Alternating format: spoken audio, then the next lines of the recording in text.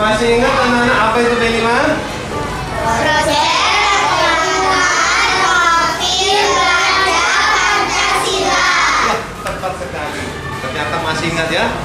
Baik, ya harus kita masih semangat. Mari sama-sama kita tepuk semangat. Tepuk semangat.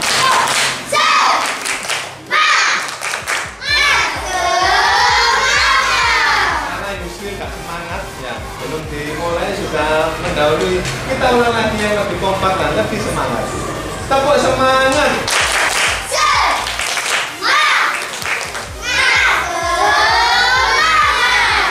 Oke, baik anak-anak. Kemarin di minggu yang pertama kita sudah membuat proyek untuk menulis tentang profil pelajar Pancasila. Ya, coba saya minta satu saja, yang lain nggak usah dikeluarkan, yang sudah berhasil atau selesai membuat profil pelajar Pancasilanya. Ya, nanti yang lainnya tetap dikumpulkan, tetapi saya hari ini hanya memilih yang terbaik dan spesial saja. Ya.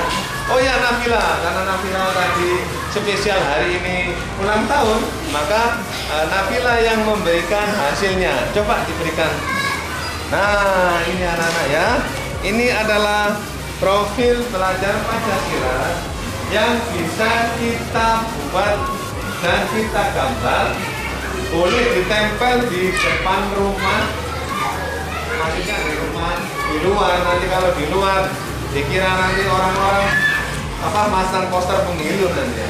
Jadi di halaman itu untuk pemilu atau untuk pemilihan yang lain.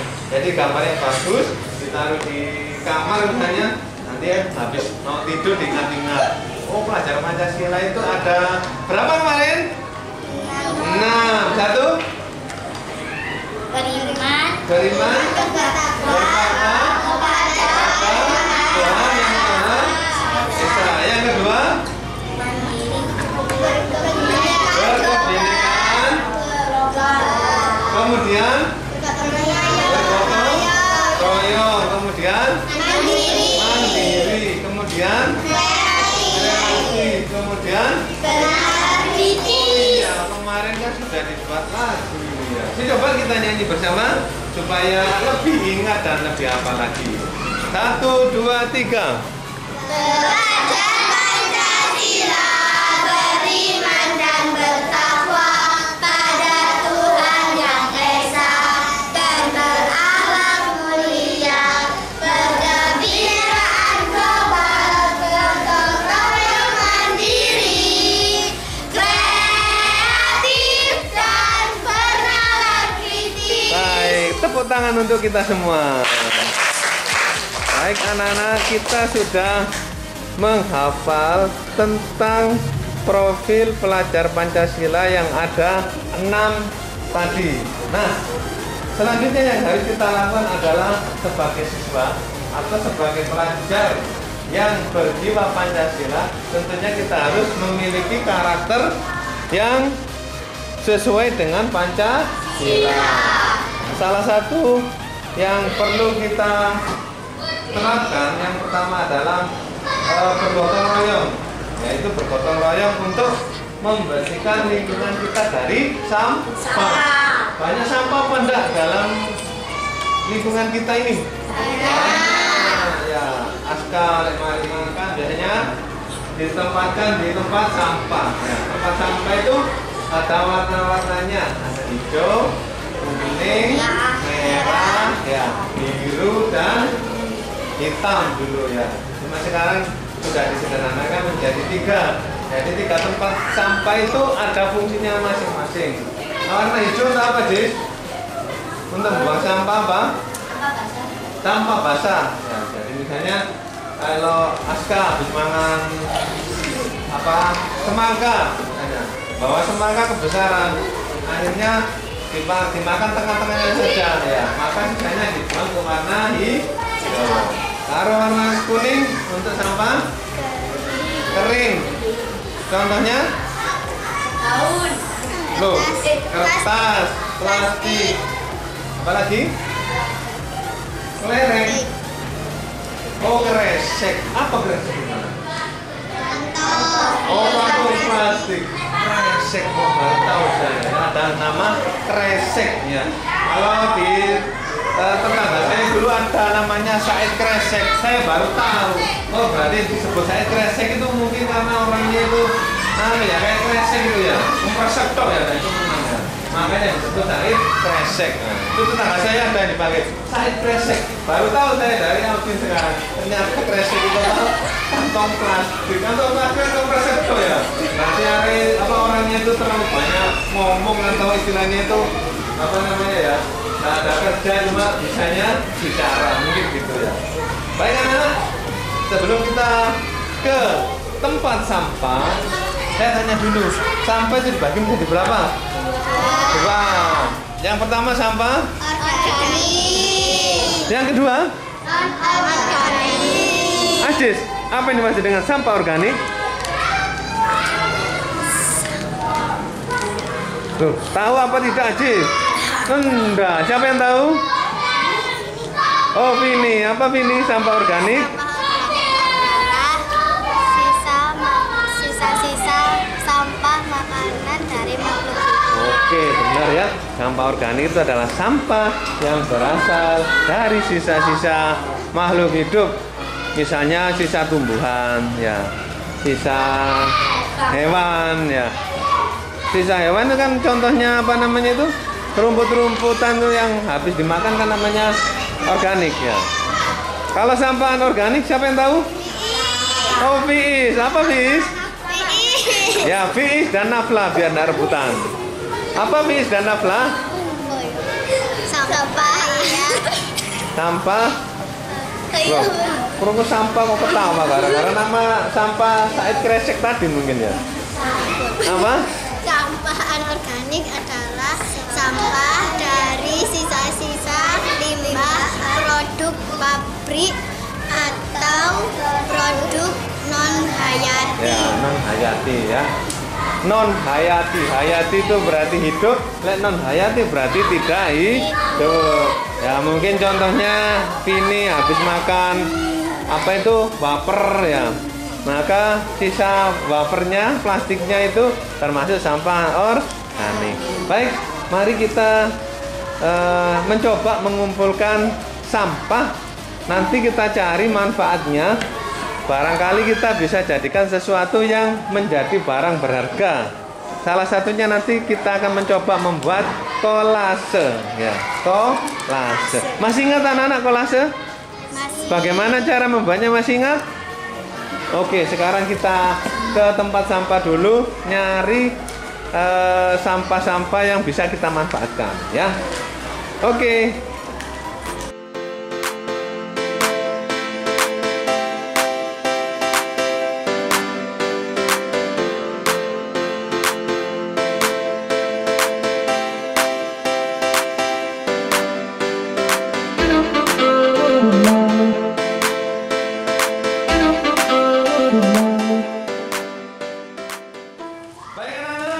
Kita sudah mencari sampah dari kertas ya. Ternyata tadi di tempat sampah ada yang membuang sampah dari kertas tanpa membuat atau menjadikannya menjadi barang yang lebih bermanfaat terlebih dahulu. Eman anak-anak ya, kertas kayak gitu ya. Nah, langsung dibuang. Nah, itu apalagi yang dibuang itu kertas warna-warni, itu eman itu ya. Mungkin tadi habis praktek membuat matematika dibuang seenaknya ya. Padahal itu masih bisa kita manfaatkan, yaitu untuk membuat kolase. Baik, kita ingat dulu cara membuat kolase. Yang masih ingat? Yang pertama apa? Siapkan gambar. Siapkan gambar. Oke. Baik, anak-anak silahkan menggambar dulu.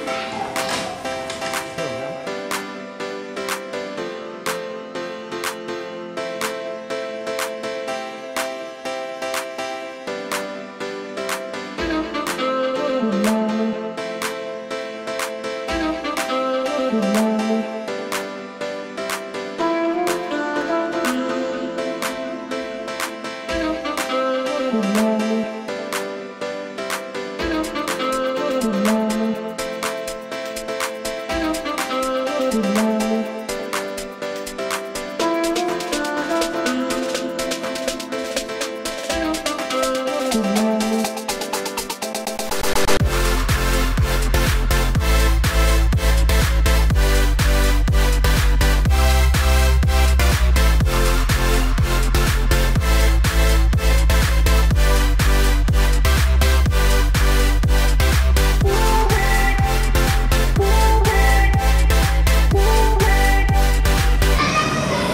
anak-anak, selanjutnya setelah kita menentukan gambar, apa langkah kedua dalam membuat kolase?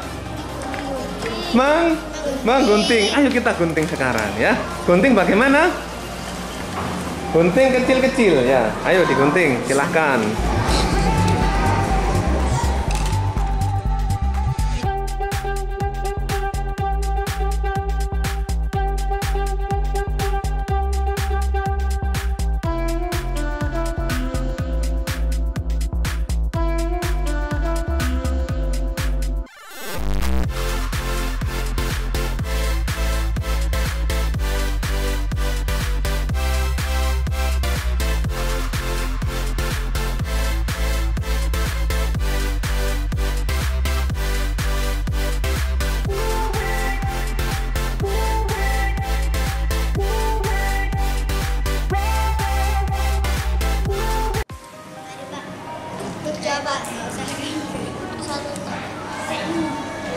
Baik anak-anak, kita sudah menggunting kertas sisa dari kertas warna atau origami tadi. Maka selanjutnya adalah kita menempel menggunakan stik atau bisa juga menggunakan dari bambu atau dari pensil juga bisa kayaknya, agar memudahkan kita untuk menempel ya. Ayo kita coba.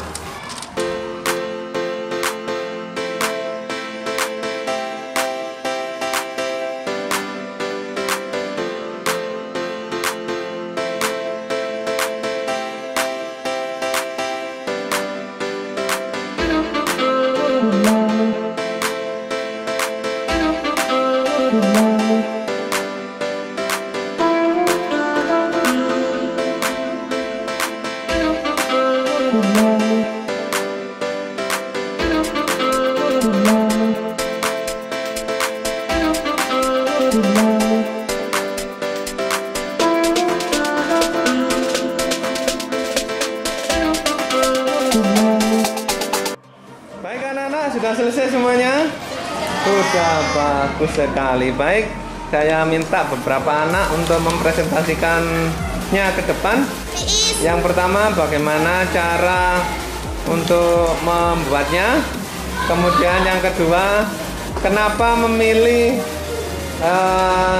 gambar yang kalian gunakan sebagai model, ya, misalnya banana atau pisang. Saya memilih model pisang karena pisang merupakan salah satu tumbuhan yang diciptakan oleh Tuhan untuk manusia, dan kita bersyukur dengan cara merawatnya dan memanfaatkan hasilnya dengan tidak membuang sisa kulit sampah pada sembarang tempat.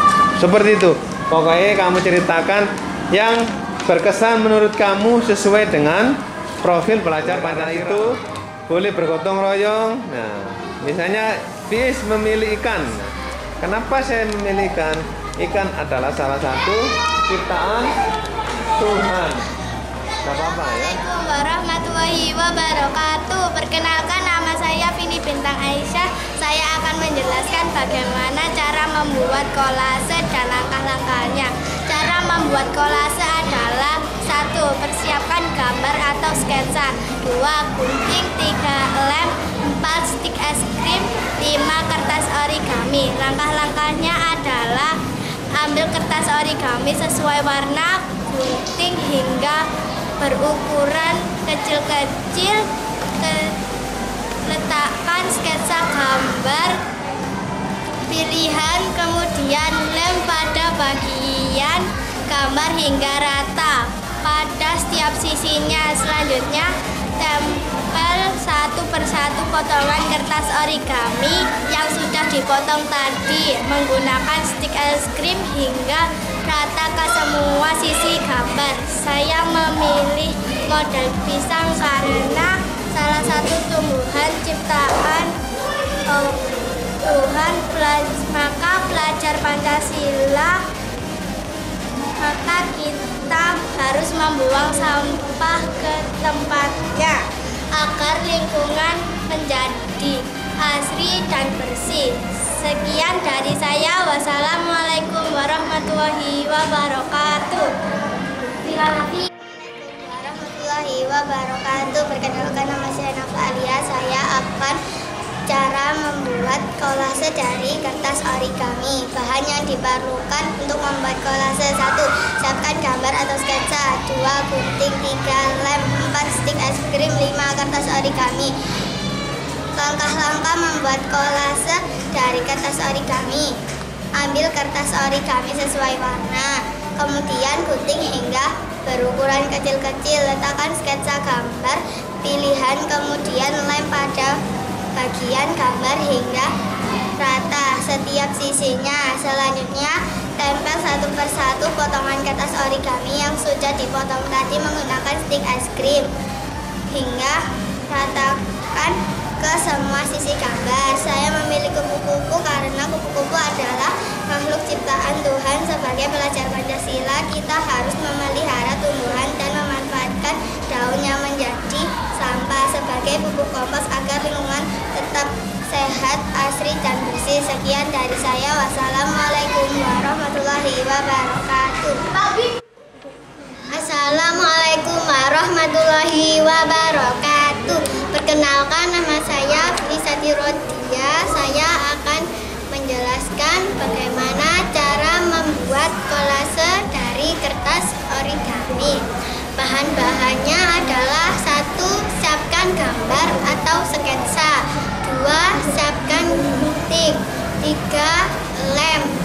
4. Stik es krim. 5. Kertas origami. Langkah-langkah cara membuatnya yaitu: ambil kertas origami sesuai warna, kemudian gunting hingga berukuran kecil-kecil. Letakkan sketsa gambar pilihan, kemudian lem pada bagian gambar hingga rata setiap sisinya. Selanjutnya, tempel satu persatu potongan kertas origami yang sudah dipotong tadi menggunakan stik es krim hingga rata ke semua sisi gambar. Saya memilih ikan karena ikan adalah ciptaan Tuhan. Sebagai pelajar Pancasila, maka kita harus menjaga kebersihan laut dengan tidak membuang sampah dan limbah di dalam laut. Terima kasih saya ucapkan. Wassalamualaikum warahmatullahi wabarakatuh. Assalamualaikum warahmatullahi wabarakatuh. Perkenalkan, nama saya Hilya Najwa Hidayah. Saya akan memberitahu cara membuat kolase dari kertas origami. Bahan yang diperlukan untuk membuat kolase dari kertas origami: 1. Persiapkan gambar atau sketsa. 2. Siapkan gunting. 3. Siapkan lem. 4. Stik es krim. 5. Kertas origami. Langkah-langkah membuat kolase dari kertas origami: ambil kertas origami sesuai warna, gunting hingga berukuran kecil-kecil. Letakkan sketsa gambar pilihan, kemudian lem pada bagian-bagian hingga rata pada setiap sisinya. Selanjutnya, tempel satu persatu potongan kertas origami yang sudah dipotong tadi menggunakan stik es krim hingga rata ke semua sisi gambar. Saya memilih gambaran apel karena apel adalah salah satu buah dari tumbuhan. Oleh karena itu, sebagai pelajar Pancasila, maka kita harus membuang kulit apel ke tempat sampah agar lingkungan bersih dan asri. Saya akhiri. Wassalamualaikum warahmatullahi wabarakatuh. Baik anak-anak, dari kegiatan P5 minggu kedua ini sebenarnya banyak sekali hal-hal yang bisa kita temukan di dalamnya. Jadi saya tanya dulu kepada Fiis. Menurut Fiis, apa yang paling menarik dari kegiatan hari ini? Yang paling menarik kamu apa? Ya. Apa Fiis? Presentasi, Pak. Oh, presentasi. Fiis senang presentasi. Apalagi Hasifah, yang menarik apa Sabia? Hasifah? Gambar. Hasifah senang gambar. Ini apa yang paling menarik? Membuat kolase. Nafila? Mewarnai. Baik anak-anak, perlu kita tekankan untuk P5 hari kedua ini bahwa yang pertama tadi ada 2 jenis sampah. Apa tadi? Sampah organik dan sampah. Oke, yang kedua, ternyata sampah jika dimanfaatkan bisa menjadi barang yang berharga atau berguna. Salah satunya bisa dijadikan kerajinan, dan jika kerajinan itu bagus atau bisa menarik orang lain, bisa kita jual ya. Sekarang anak-anak tidak usah bingung mendirikan toko ya. Bangun saja Shopee ya, ditawarkan di situ ya. Misalnya Vini punya kolase bagus ya, ditawarkan di Shopee. Nanti dengan sendirinya pembeli itu akan datang, tidak usah ke toko, tapi sudah melewati Shopee ya. Yang ketiga, jika sampah tidak kita manfaatkan ya, tentunya menjadi barang yang tidak berharga ya. Kayak itu tadi, kertas ya, padahal masih bagus, karena mungkin tadi ukurannya tidak sesuai, akhirnya dibuang di tempat sampah. Padahal setelah kita manfaatkan dengan menggunakan teknik-teknik tertentu, bisa menjadi kolase yang sangat bagus. Baik, sebelum kita tutup untuk pertemuan P5 yang kedua ini, di minggu ke depan kita akan membuat atau mempelajari P5 selanjutnya ya, yaitu membuat karya inovatif dari sampah anorganik ya.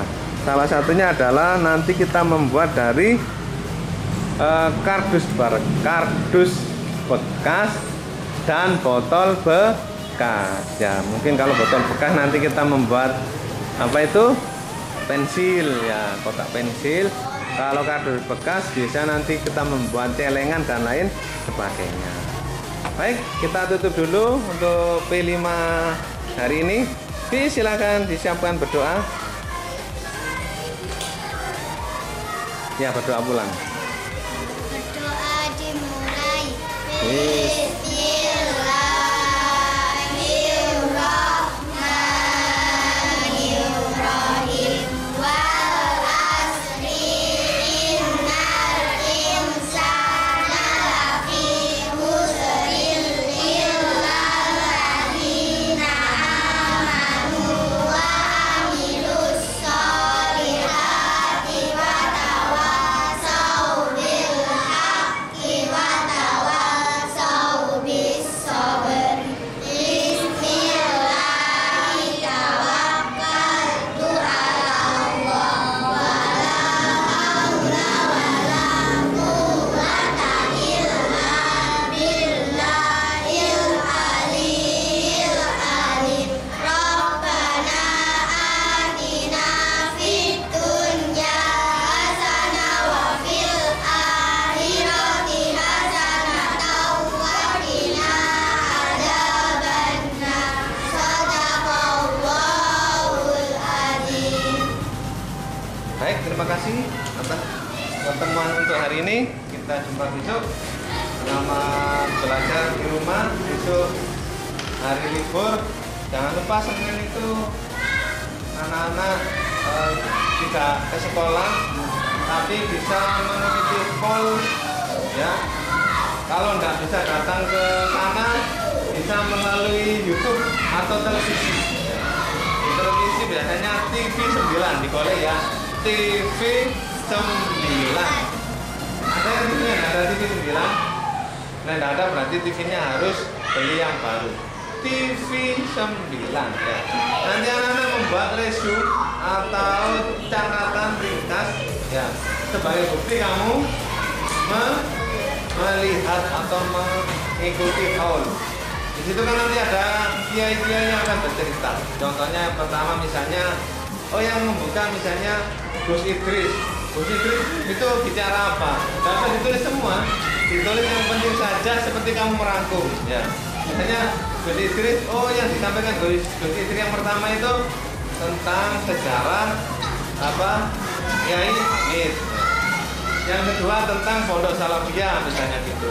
Yang ketiga tentang apa? Nggak usah ditulis tapi ngarang beberapa paragraf saja. Bisa apa tidak? Bisa. Satu anak satu ya. Besok dikerjakan, boleh di kertas folio bergaris atau kertas tidak bergaris. Yang penting satu anak mengerjakan satu. Di buku tulis juga boleh ya. Ya, kalau seandainya saya lupa nggak membawa, misalnya Fiis besok nggak bisa melihat TV karena TV-nya lagi di servis, bisa melihat YouTube. Di YouTube itu biasanya langsung aja yang live ada besok. Ketika aja haul Kiai Haji Abdul Hamid, nanti banyak di situ channelnya ya.